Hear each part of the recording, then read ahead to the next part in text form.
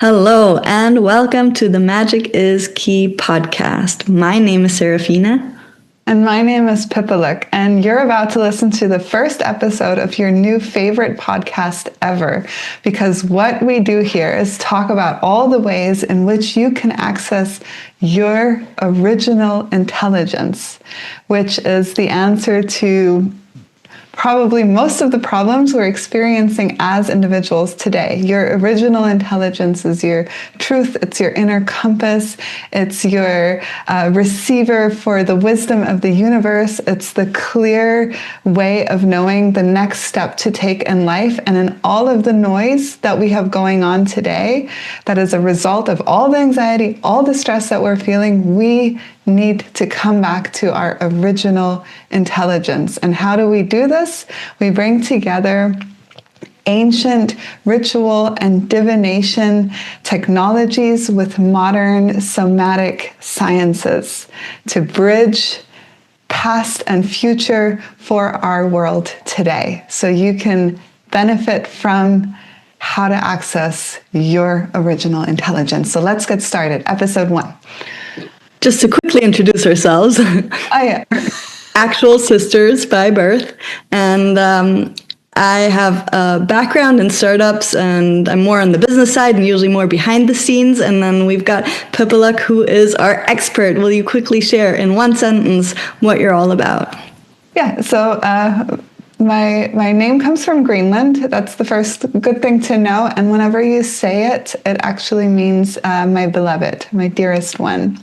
And the reason we're so good at partnering up together is because Serafina, my dear sister, can remind me that I forgot to introduce who we are. So my background is a lifelong studies, practice in all the spiritual everythings, from magic with a CK at the end to occult studies, Kabbalah, witchcraft, somatic healing, coaching and sexuality, love and relationships, you name it, I've probably done it. So that's the expertise I'm bringing to you today with my sister to do a lot more than just keep me on track, but definitely also keep me on track. All right, that's it from on us, I guess. And today we're going to dive into the topic of love, because this is going online right around Valentine's Day. And that's when we experience the whole mass marketing and everything that our culture has to say about love. And it makes us want to reflect on it and think about deficits and all the things that are included in this. And just to quickly recap, I wanted to look into where this actually came from and why we do have Valentine's Day. And it used to be a pagan tradition. So it came from a fertility celebration, or Pipaluk, you probably know the word better, a fertility festival. That's what I'm looking for. And then it was Christianized, and there's I think it was a Catholic priest who got martyred, and there's something, it's not entirely clear if the story was that the priest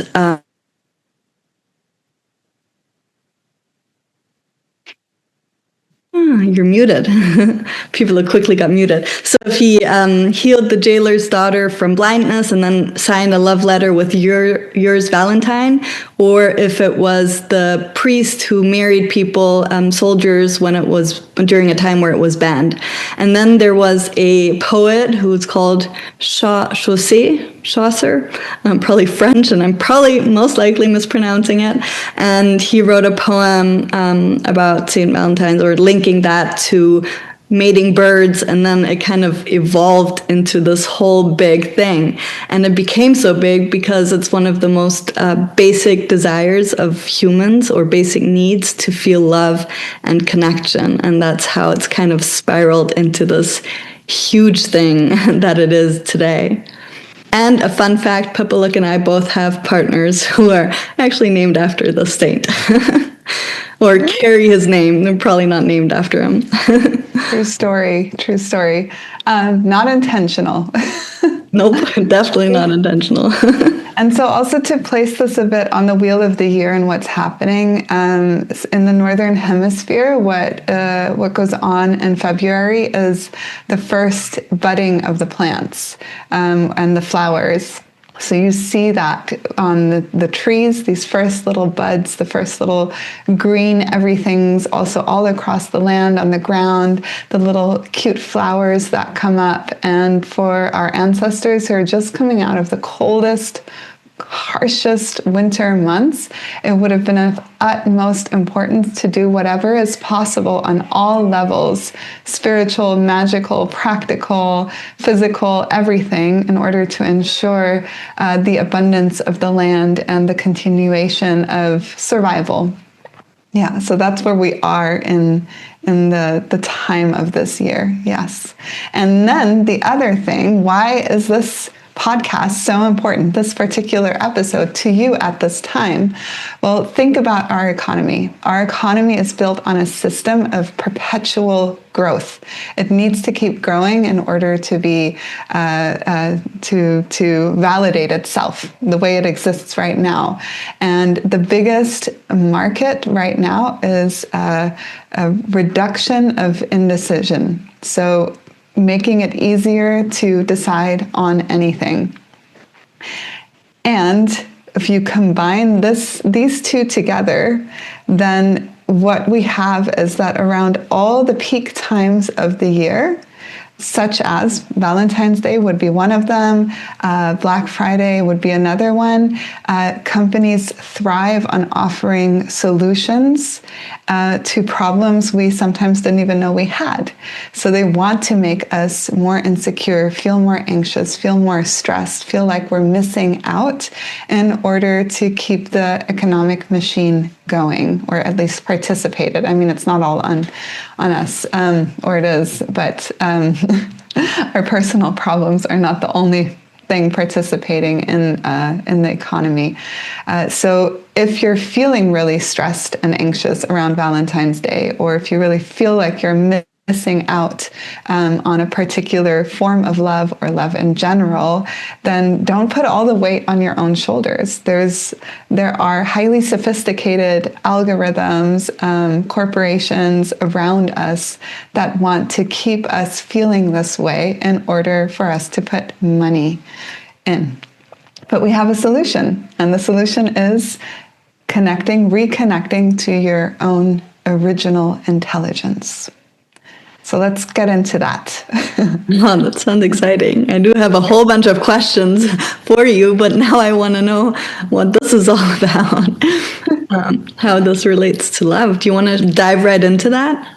Yeah, so I mean, once we're connected with our original intelligence or our inner truth, then we are also connected to the universe. So in mystery traditions, occultism, I mean, even like in science, we know this too. If you zoom in all the way, it looks like zooming out all the way. So if you connect to this inner source within you, you're also connecting to the source of everything, to the universe itself.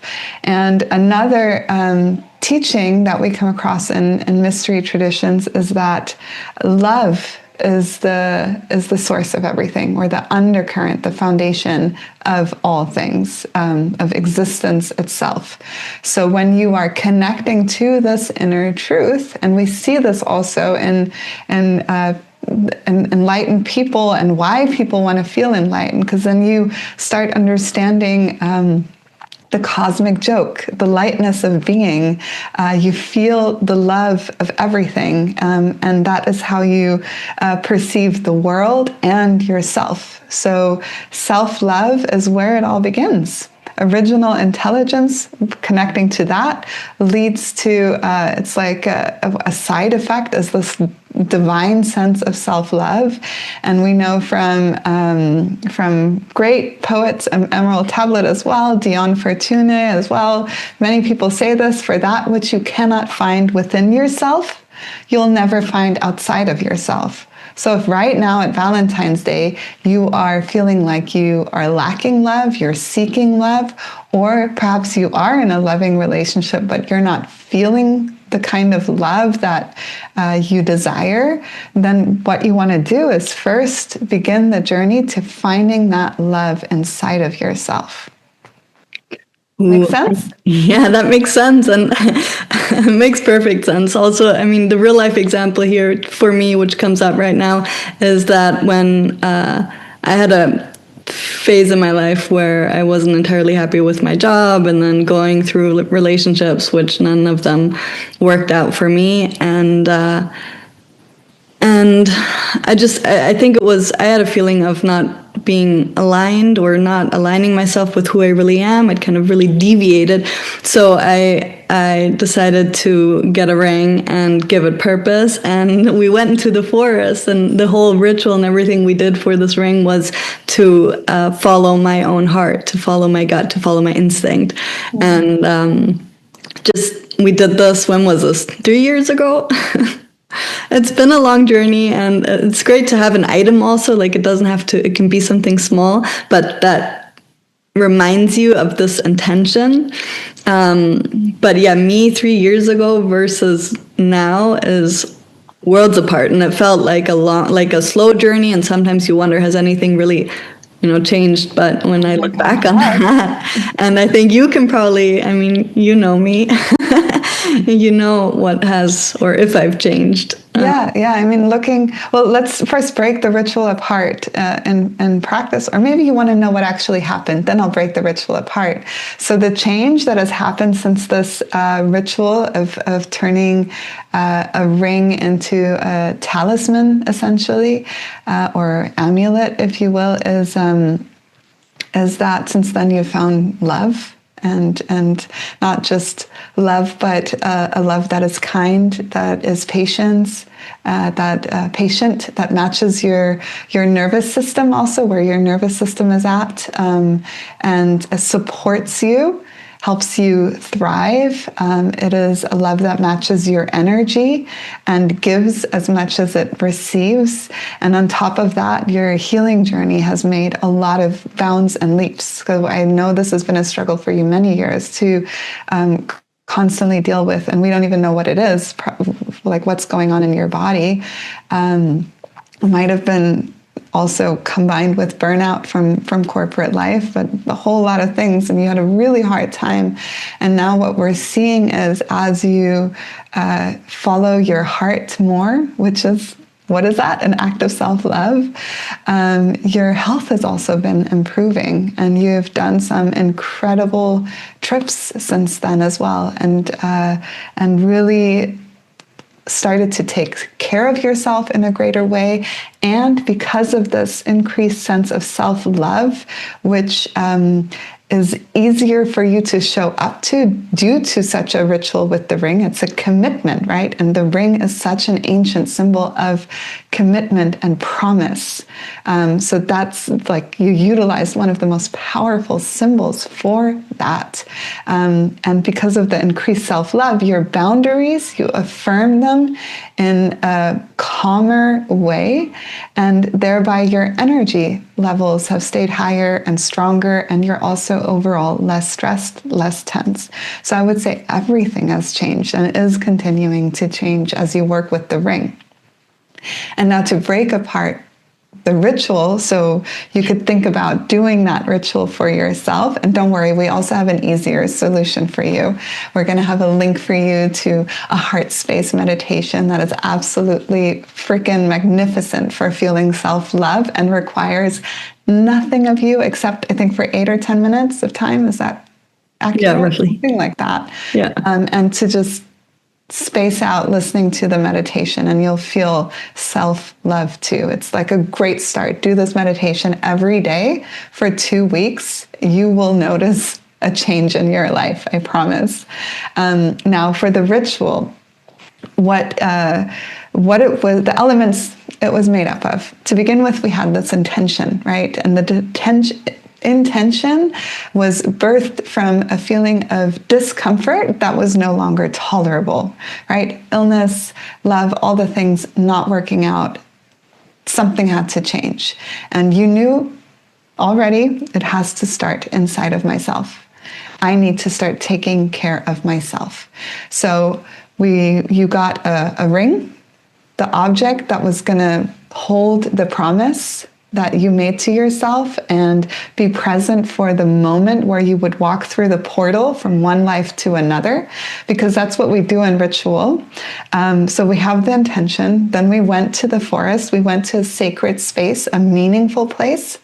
I was there, and a dear friend of ours was there as witnesses and to help anchor the space. But this is something you can do on your own, though if you have someone who can even just witness you, a human being, although of course we invited all the spirits of the forest and energies of love and some deities to be present with us as well, which are also perfectly powerful, potent witnesses to have if you need to do this on your own.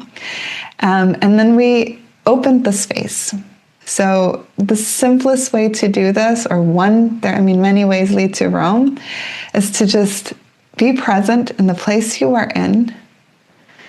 Breathe deep. Ground into the earth. Roots, branches, the same structures. So ground up into the stars, the fact that you are here in the universe, and feel yourself in the realm that is between all the realms, a place where you touch all the worlds. Bring your childhood imagination to help you complete this task of entering the magical realm, and you'll feel it. There might be a breeze coming just as you breathe, or the sound of birds that say, okay, now I'm in a different space. I'm out of the everyday humdrum, the everyday motion of linear time. I'm in ceremonial space, essentially. It's a feeling within you. And it can happen just through breath and being fully present. Opening up all your senses is another way to do it. And then you have your object that is going to be your talisman for self-love. And a ring is a beautiful symbol, right? The ancient ring, a symbol of promises, of love, of truth, of the endless circle, so many things. That could be a podcast in and of itself. I'll just cut myself short. And then you have the forest, maybe your witness, but at least the forest or the magical place, the desert, wherever, the ocean as your witness. And then in the ceremonial space that you're feeling in your body, you speak your intention, your promise to yourself. And when you're ready and you feel the object that you're working with is ready, and something has changed, you got to sense this. Like now is a portal moment, a threshold, a crossroads. From here on, things must be different. Feel the weight of that moment too. And it is better if the intention is open, like to follow my heart, instead of I'm going to have a job I like and a new love and no, like you want that bigger, deeper intention. To follow my heart, to listen to my heart, to live by my heart, whatever it is. And then when you walk through that threshold, metaphorically, or you feel yourself move through it, you put that ring on and give thanks to the place, give thanks to all present, and then walk away. Everything will have changed and nothing at all. And over the years, sometimes over days, sometimes weeks, months, years, you will notice this moment and how far you've come. And remember also, it takes work, bit by bit by bit. Yeah. Is that clear, Fini? Yeah, I think that's clear. Yeah, Any it's questions? big ritual. Like if you're getting yourself into this, and most likely there will be tears involved. Yeah, it's a big one. In a way, it's like a marriage, right? Between the divine, which is there when you are in ceremonial space or ritual space, and your heart and yourself.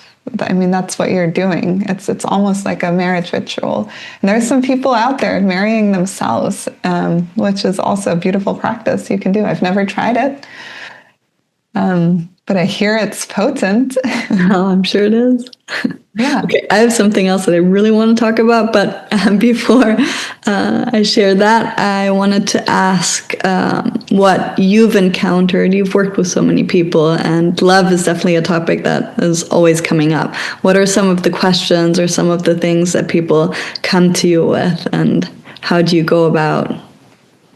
Yeah, that's a really good question. So what I feel like most people who come to me about matters of love, they want to know the future.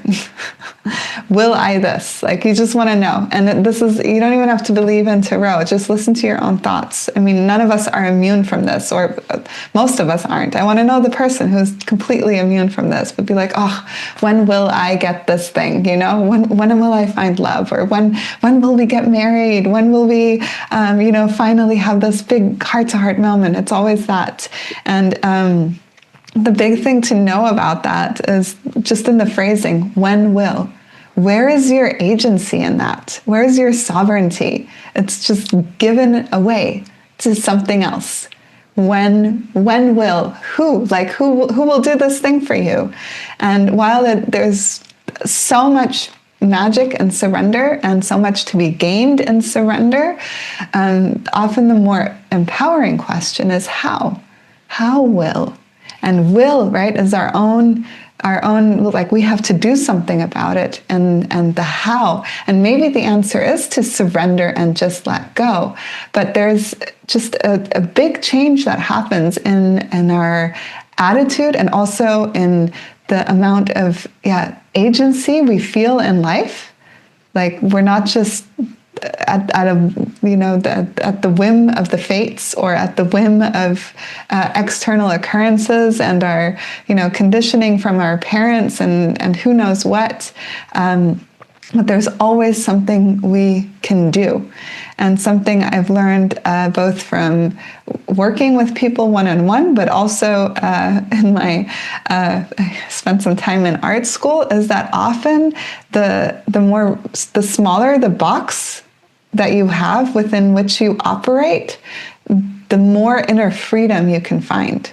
So when everything is possible, because sometimes we look at people and we're like, oh, they have everything, it's easy for them. But often when everything is possible, everything is available, it gets harder, a lot harder.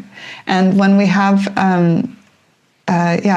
when we have some limitations in our lives and certain things we have to do, what that does on an internal level is it often facilitates finding greater freedom inside of ourselves. And one real life example for that is silent meditation retreats and the experiences people have. I mean, the box you're in a silent meditation retreat, in terms of what you can do, what you can eat, if you can speak or not, how you breathe, when you sleep, everything is limited. And that's what facilitates feeling this inner opening and feeling the love of the universe.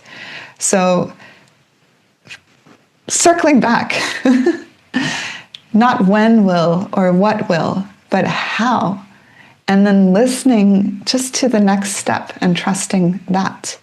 But this is where the podcast don't work. Like, you guys stay tuned. Stay tuned. You guys, gals, beings, humans, stay tuned for this podcast, because we're going to go deeper and deeper through all our episodes into how to connect to that original intelligence inside of you that gives voice to the next step with clarity, even if you don't know the path, including how to find love. But to start with, our heart space meditation is pretty great. So click that link below. Mm-hmm. And free. What you've said, just wanted to add, I think as women also with love, I feel like it's a lot of, the expectation is often there for the man to, make certain decisions, or asking for the wedding, to get married. And I think that's also another place where women often kind of, give up their agency more so than men do, or you sit back and you wait. But what's great is that I know quite a few women who've asked their men to marry them. That can be complicated at times, I think, for men also. But, we don't always need to lean back. But then again, there's also this great YouTuber. She's called Jill's, and she's all about being in your feminine energy and how you can kind of invoke the man doing these things or wanting to do these things for you, which I find very exciting. Yeah. So and that's for straight relationships specifically, but I think in all relationships, yes. And I've definitely learned that from all my LGBTQ plus friends, is that the structures that our over society gives us is often not the best one. And that with each relationship, with each person, there's to just be open to things being different and look at what's in front of you and what is happening in the relationship instead of what society, upbringing, culture tells you. And I think overall the world would be in a much better place, more peace, more love for all if we would do this, meet every connection for what it is. So it's a big challenge, but one that is worthwhile. Yeah. How are we doing for time, sibling? I can't tell. I think we've spoken enough. But I have one more thing. Go for it. On the topic of love. So if you're still looking for love, what I've seen has worked for quite a few people is the whole, I think it's maybe part manifestation, but it's actually sitting down and writing a list. And I didn't believe in this. I have a friend, she's married, she's God. long time married. Huh? Yes, and keep going. Yes, and I have a friend, and she married many, many years ago, and she made a list, and she said she got everything she wanted on the list. The one thing she didn't put on the list was age, so she got a man who was much older than she thought she would be with, and I think my partner, he had some idea of what he wanted, he had a very clear idea of what he was looking for, and I at some point, I don't even remember making this list, but I came across it the other day in the back of some journal, and it's surprising how everything matches. And I don't know if you want to share, but I think you might have also made a list. I did make a list, and it backfired. So please share. But I didn't pay fully attention to it because there was the dialect. There was a particular German dialect, and I ignored, and I settled for one that was close, but actually not German. And it ended me up in a really a bad relationship. And the other thing is with the list, or you feel really connected to your deepest desires. So maybe when you're super tired or just waking up, these kind of trance states, and then make sure you don't ignore or settle for something that is almost right, I would guess. I don't know, be careful, but also yes. And this is the cool thing with magic is that this is true, and this is true, and this is true. Things are not exclusive. But yes, a list and pay attention. Yeah. But I feel like a list and then forgetting about it and not having it. You don't want to start meeting people and being like, okay, does this match? Yeah. I think you just kind of, you put up the intention somehow, and then you're not fully guided. You're not meticulously going down the list. All right, we have a child incoming. Eski, come. You're okay. So what you just mentioned, I just want to cover this, is actually one of the keys to effective magic, which is you craft your spell, the list for love, or the thing you most deeply desire. You write it down, you do the ritual, also the ritual we spoke about earlier. you pour everything into it from this place of truth, and then you forget about it. That's actually, you just stated one of the keys of effective magical workings, is to also like leave the seed you planted in the earth. Mm-hmm. Yes.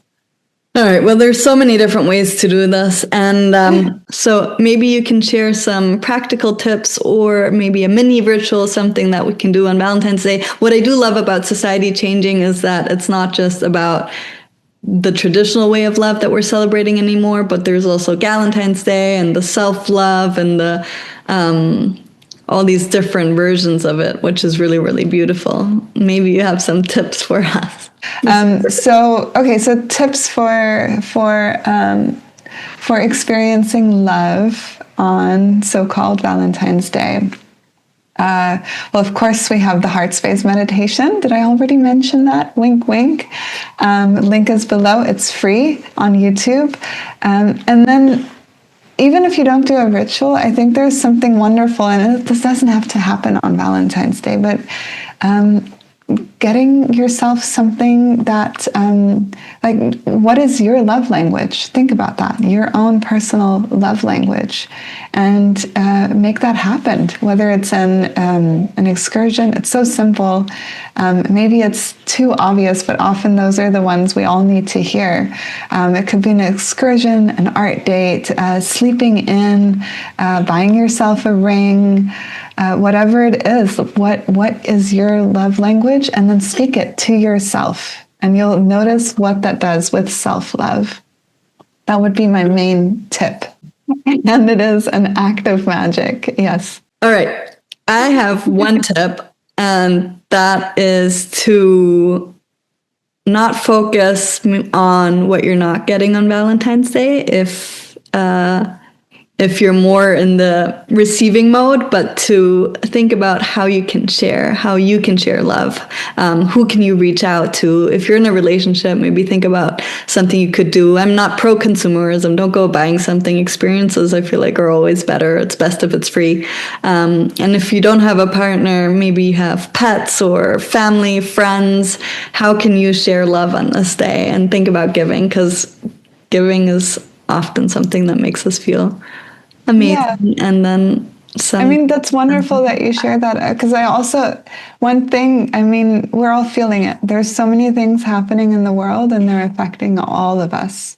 And while, yes, if you can't find it within yourself, you'll never find it outside of yourself. But sometimes the way to find it is to tend to what is outside of ourselves. Like, take care of the world in whichever way you can, and whichever way is available to you. Yeah, so it can also be going outside and being in nature and picking up trash or tending to plants, there's so many ways. There's so many ways, yeah. And the land we are on, is also our bodies. It is our wisdom. It is the environment we live in. So taking care of the land, taking care of each other is one of the most loving acts we can do, and one of the most wonderful ways to feel self-love. Mm-hmm.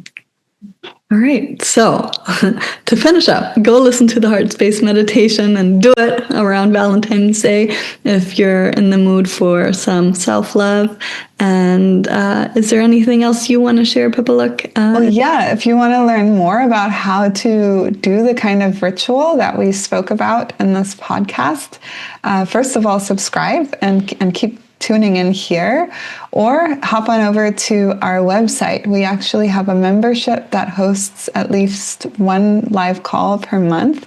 And one of those aspects of those live calls is that we are there to help you on your path. So if that is for you figuring out a ritual for self-love, then we'll support you live. And that's, in our membership. So check out our website and what's being offered there right now. Yeah. All right. Well, thanks everyone for tuning in, for listening. And from our side, especially right now, we're sending you lots of love wherever you may be. See you next time.